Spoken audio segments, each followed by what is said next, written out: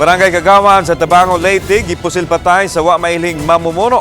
Samtang usa ka bana og giingong kabit gipadakop sa misis human sila nasakpang nagdugsod sa kwarto.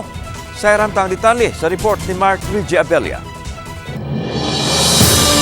Nagbuyod nga naligo sa kaugalingong dugo ang barangay konsehal human po sila patay sa sitio Banahaw, barangay Tugas, Tabango, Leyte. Patay diha dayon ang biktima nga si barangay konsehal Ronald Palacio, residente sa barangay Santa Rosa, human po sila pasado alas 7 sa gabi. Sa inisyal nga investigasyon sa Tabango Municipal Police Station, mipauli na unta ang biktima sakay sa iyang motorsiklo apan diha na siya po sila sa wa pa mailhang suspitsado.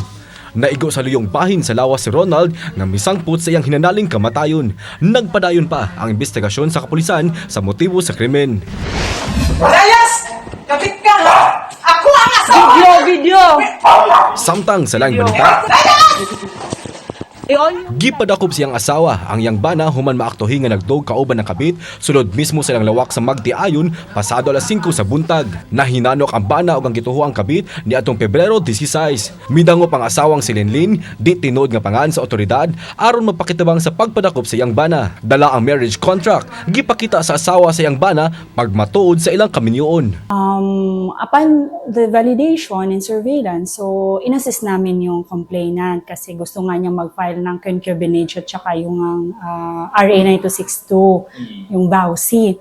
So, nung February 16, nag-ano na kami sa office na ito, nag-conduct ng police operation, inassist namin si ma'am para nga sa kasong concubinage.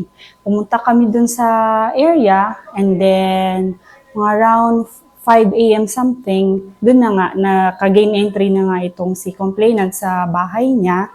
So, naabutan niya doon sa kwarto na natutulog na nga magsama si husband niya tsaka itong alleging mistress. Base sa investigasyon, 7 ka buwan na ang relasyon sa duha ug nagsugod kini sa dihang mitambong sila sa ilang batch reunion.